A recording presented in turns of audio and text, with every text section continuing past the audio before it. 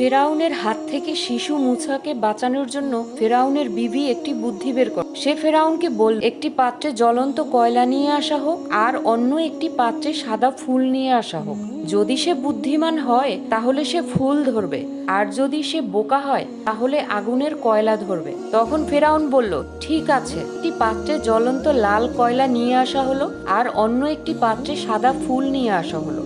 মুসা আলাইহিস সালাম তখন 2 বছরের বাচ্চা। তাকে বলা হলো, এই দুইটা থেকে তুমি যে কোনো একটা তুলে নাও। মুসা আলাইহিস সালাম তো সাদা ফুলের দিকেই হাত বাড়াচ্ছিলেন। ঠিক তখনই জিব্রাইল আলাইহিস সালাম ওনার হাতকে দ্রুত কয়লার হাতের দিকে ঠেলে দিলেন।